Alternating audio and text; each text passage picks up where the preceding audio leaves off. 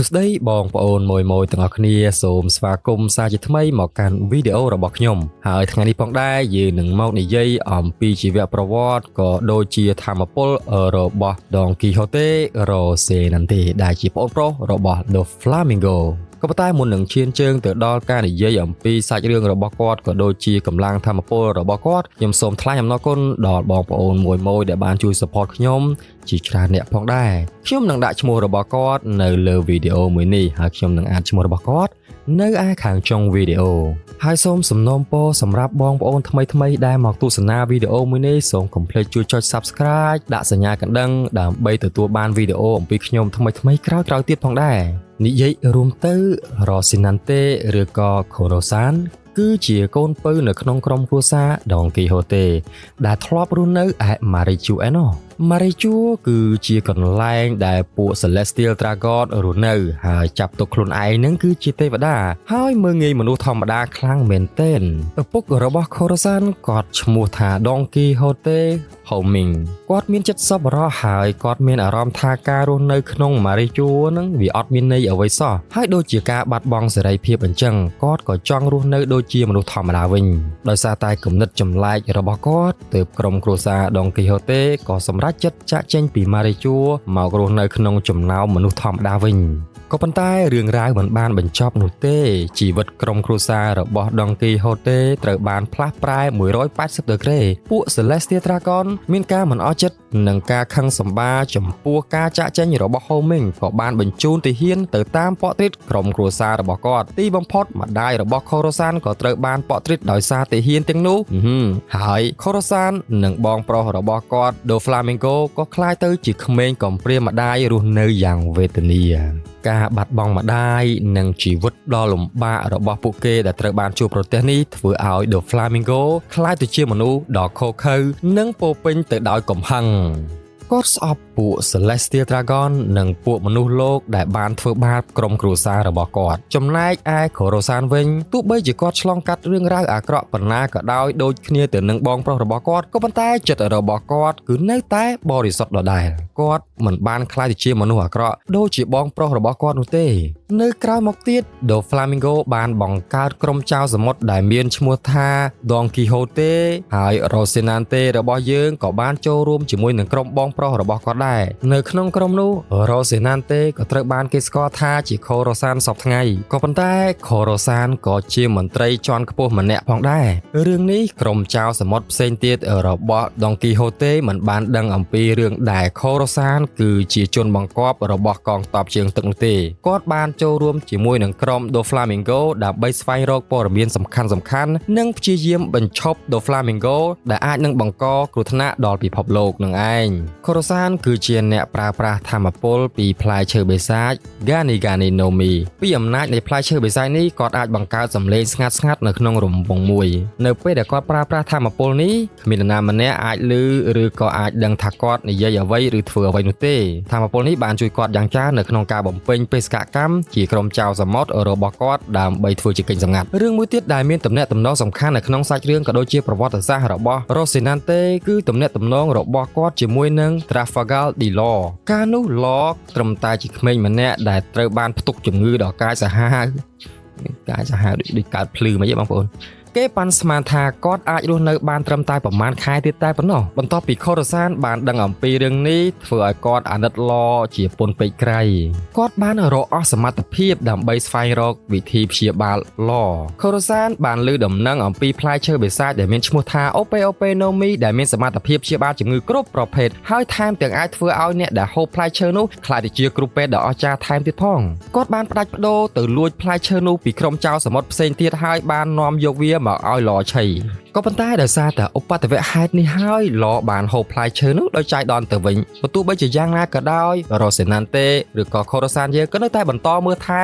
យ៉ាងយកចិត្តទុកដាក់ទៅលើ Law ពួកគេបានធ្វើដំណើរជាមួយគ្នាអស់រយៈពេលជាយូរនៅក្នុងគោលបំណងស្វែងរកនរណាម្នាក់ដែលអាចជួយព្យាបាល Law អំពីជំងឺនេះឲ្យបានទាំងស្រុងនៅក្នុងកំឡុងពេលនោះខូរ៉ូសានបានក្លាយទៅជាឪពុកទី2របស់ឡគាត់បានបង្រៀនឡនៅរឿងរ៉ាវជាច្រើននិងបានផ្ដល់ឡនៅសេចក្តីស្រឡាញ់ដែលឡបានបាត់បង់ក៏ប៉ុន្តែរឿងរ៉ាវដ៏សោកសៅបានមកដល់ដូហ្វ្លាមីងហ្គោបានដឹងថាខូរ៉ូសានគឺកំពុងតែធ្វើការឲ្យកងទ័ពជើងទឹកហើយគាត់ក៏បានដឹងអំពីទំនាក់ទំនងយ៉ាងជិតស្និទ្ធរវាងខូរ៉ូសាននិងឡផងដែរដោយសារតែកំហឹងខឹងស្របារបស់ដូហ្វ្លាមីងហ្គោគាត់ក៏បានតាមរកខូរ៉ូសាននិងឡរហូតដល់បានជួបនៅទីបំផុតខូរ៉ូសានបានប៉ក់ទ្រីតដោយសារស្នាដៃរបស់បងប្រុសរបស់គាត់ដូហ្វ្លាមីងហ្គោដើម្បីការពារឡឲ្យរួចផុតអំពីការវាយប្រហារមួយនេះមុនពេលខូរ៉ូសានបៃឡែវបានញញឹមដាក់ឡហើយប្រាប់ឡថាគាត់ស្រឡាញ់ឡខ្លាំងណាស់ការបៃឡែវរបស់ខូរ៉ូសានគឺជាការបាត់បង់ធំធេងបំផុតទី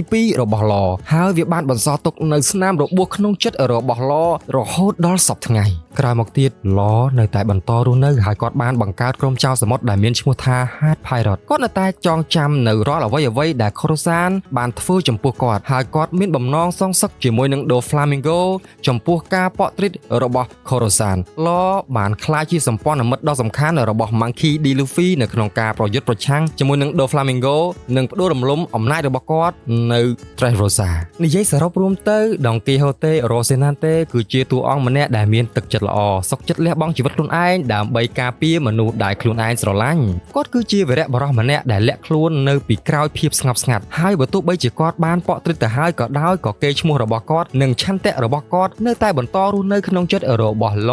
និងអ្នកគាំទ្រ One Piece ជាច្រើនផងដែរមកដល់ត្រឹមនេះយ៉ាងម៉េចទៅហើយបងប្អូនមួយទាំងអស់គ្នាតើអ្នកស្វែងយល់យ៉ាងណាខ្លះអំពីប្រវត្តិខូរ៉ូសានមានចំណុចណាដែលបងប្អូនចង់ដឹងបន្ថែមទៀតដែរទេសូម comment វានៅខាងក្រោមវីដេអូរបស់ខ្ញុំណា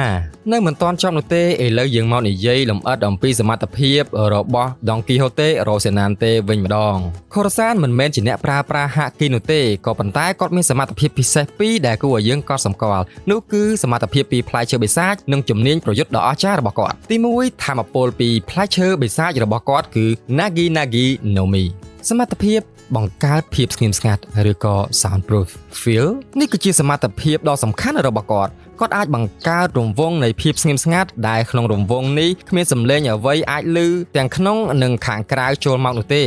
សមត្ថភាពនេះមានសារៈសំខាន់ខ្លាំងណាស់សម្រាប់ការលាក់ខ្លួនឯងពីការធ្វើប្រតិបត្តិការផ្សេងឬក៏ការពារខ្លួនអំពីសំឡេងរំខានក៏ប៉ុន្តែសម្រាប់ Beat War Zone គ្មានសមត្ថភាពពីផ្លែឈើបិសាច Nagi Nagi no Mi នោះទេបណ្ដាលឲ្យមានសំឡេងរំខានចូលមកក្នុងវីដេអូជាច្រើនតោះកុំឲ្យឃ្លាតឆ្ងាយអំពីប្រធានបទយើងចូលមកប្រធានបទវិញឧទាហរណ៍នៅពេលដែលគាត់ប្រើប្រាស់វាលាក់ឡនៅពេលដែលឡកំពុងតែមានជំងឺធ្ងន់ធ្ងរឬក៏នៅពេលដែលគាត់លួចផ្លែឈើ OP no Mi ពី The Flamingo សមត្ថភាពរបស់គាត់ក៏អាចបង្កើតសំឡេងយ៉ាងស្ងាត់ឈឹងផងដែរដែលភាសាអង់គ្លេសនិយាយថា absolute silence មិនត្រឹមតែលុបបំបត្តិសំឡេងធម្មតានោះទេសូម្បីតែសំឡេងការដួលរលំសំឡេងបាក់បែកឬសំឡេងនៃការវាយប្រហារក៏មិនអាចឮដែរនៅក្នុងរង្វង់ដែលគាត់បានបង្កើតទាំងនេះធ្វើឲ្យសមត្ថភាពរបស់គាត់មើលមិនឃើញស្ងាត់ឈឹងនិងដូចជាខ្មោចអញ្ចឹងទី2យើងមកនិយាយអំពីជំនាញប្រយុទ្ធរបស់គាត់កម្លាំងកាយសម្បទារបស់គាត់បើទោះបីជាគាត់មើលទៅរាងស្គមស្គាំងនិងធ្វេសប្រហែសបន្តិចក៏ដោយរ៉ូសេណានតេឬក៏ខូរ៉ូសានមានកម្លាំងកាយសម្បទាគួរសមដែរគាត់អាចទប់ទល់ទៅលើការវាយប្រហារខ្លាំងល្មមនិងអាចធ្វើឲ្យគាត់មានចលនាយ៉ាងរហ័សរហួនជំនាញនៅក្នុងការប្រើប្រាស់អាវុធរបស់ខូរ៉ូសានគាត់ត្រូវបានបង្ហាញថាជាអ្នកប្រើប្រាស់កំភ្លើងខ្លីយ៉ាងស្ទាត់ជំនាញ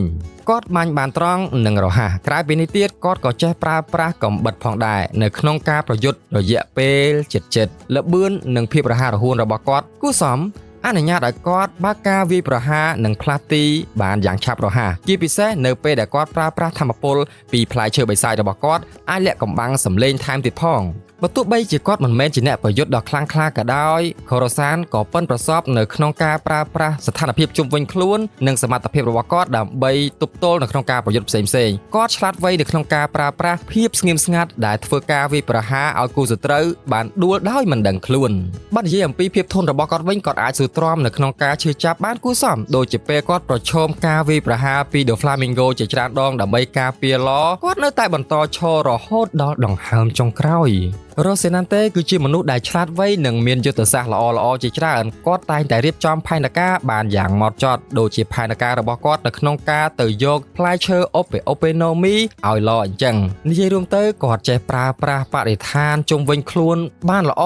និងជំនាញវិភាគរបស់គាត់ក៏ល្អប្រសើរដែរខូរ៉ូសានគឺជាមនុស្សម្នាក់ដែលមានឆន្ទៈរឹងមាំនិងការបដិញ្ញាចិត្តខ្ពស់ជាពិសេសនៅពេលដែលគាត់មានទំនាក់ទំនងនិងចង់ការពារល្អនិងការបំពេញបេសកកម្មរបស់គាត់មិនងាយបោះបង់នោះទេមិនមែនមិនងាយនោះទេគឺមិនបោះបង់តែម្ដងរហូតដល់ដង្ហើមចុងក្រោយនិយាយរួមទៅខូរ៉ូសានមិនមែនជាអ្នកពូកែខាងប្រើប្រាស់កម្លាំងបាយសុទ្ធសាធនោះទេក៏ប៉ុន្តែគាត់មានសមត្ថភាពពិសេសអំពីផ្លែឈើបិសាចជំនាញប៉ិនប្រសប់នៅក្នុងការប្រយុទ្ធរួមទាំងភាពឆ្លាតវៃនិងឆន្ទៈដ៏រឹងមាំរបស់គាត់ដែលធ្វើឲ្យគាត់ក្លាយជាតួអង្គសំខាន់មួយនិងមានឥទ្ធិពលមួយរូបផងដែរនៅក្នុងរឿង One Piece សម្រាប់ឡសមត្ថភាពអាចបង្កើតភាពស្ងៀមស្ងាត់របស់គាត់គឺជាអាវុធពិសេសនិងមានប្រយោជន៍ខ្លាំងនៅក្នុងការបំពេញបេសកកម្មក៏ដូចជាការពារមនុស្សដែលខ្លួនគាត់ចង់ការពារផងដែរអូខេចប់ហើយអំពីអ្វីគ្រប់យ៉ាងរបស់ខូរ៉ូសានក៏ប៉ុន្តែមុននឹងបញ្ចប់វីដេអូនេះក៏ខ្ញុំសូមថ្លែងអំណរគុណដល់បងប្អូនដែលបានជួយ donate ខ្ញុំជាបន្តបន្ទាប់ផងដែរនៅក្នុងនោះរួមមានដូចជាបងអូនសេងសូវ៉ាន់ចំនួន$3រិនតិចពេជ្រហូចំនួន$1សម្រាប់ថ្ងៃទី21ខែ4ឆ្នាំ2025បងអូនប្រុសនីមថៃស្រេងចំនួន$3អូនប្រុសរិនតិចពេជ្រហួរចំនួន$1អូនប្រុសតាំងឆាយតិចចំនួន$1 50 សេនអូនលៀនសីឡាចំនួន1សេនធូផូលីចំនួន50 សេនគីមសុកលេងចំនួន20 សេនជូតប៊ុនធាចំនួន$2តាំងសេងលីចំនួន75 សេនសុផានេតភិនចំនួន20 សេនអាតសម្បត្តិចំនួន25 សេនស៊ីនវ៉ាន់ឃីមចំនួន$5ហូសាវ៉ាត់ចំនួន25 សេននឿនផ្លាចំនួន10 សេនរៀនម៉ូនីសូនីយ៉ាចំនួន10 សេនរៀនម៉ូនីសូយ៉ាម្ដងទៀតចំនួន10 សេនស៊ីនសឹមវុធីចំនួន50 សេនតាំងឆាយតិចចំនួន25 សេនតាំងឆាយតិចម្ដងទៀតចំនួន25 សេនសានស្រីនៀតចំនួន$1តាំងឆាយតិចម្ដងទៀតចំនួន25 សេនតាំងឆាយតិចម្ដងទៀតចំនួន25 សេនសានស្រីនៀតម្ដងទៀតហើយចំនួន$1គាត់បាញ់មកម្ដងទៀតសានស្រីនៀតផងដែរចំនួន50 សេននិងជាចុងក្រោយសម្រាប់នីមថៃស្រេងចំនួន$2ផងដែរសូមទោសរាល់ការអានឈ្មោះបងប្អូនទាំងអស់គ្នាជាន់គ្នា2-3ដងដោយមិនបានសរុបដោយសារតែខ្ញុំអានវាផ្ទាល់នៅក្នុង ABA តែម្ដងអញ្ចឹងក៏សូមខន្តីអភ័យទោសចំពោះកំហុសខុសឆ្គងទាំងប្រមាណដែលខ្ញុំបានកសាងនៅក្នុងវីដេអូក៏ដូចជាក្នុងការនិយាយផ្ទាល់ជាមួយបងប្អូនបើសិនជាមានកំហុសខុសឆ្គងសូមបងប្អូនមេត្តាអធ្យាស្រ័យចំពោះខ្ញុំបាទផងហើយខ្ញុំពិតជាថ្លែងអំណរគុណដល់បងប្អូនយ៉ាងជ្រាលជ្រៅបំផុតសម្រាប់ការជួយ donate ខ្ញុំកន្លងមកនេះសូមជូនពរឲ្យបងប្អូនទាំងអស់គ្នាជួបតែសេចក្តីសុខចម្រើនជួបតែសុភមង្គលសុខភាពល្អបវររុងរឿងធ្វើដំណើរកំសាន្តទៅណាមកណាក៏ជួបតែសេចក្តីសុខសាន្តមានសុភមង្គលនៅក្នុងក្រុមគ្រួសារផងដែរសូមអរគុណពីខ្ញុំ Bitwazone បាយបាយជួបគ្នានៅវីដេអូក្រោយសូមព្រះប្រទានពរបងប្អូនទាំងអស់គ្នា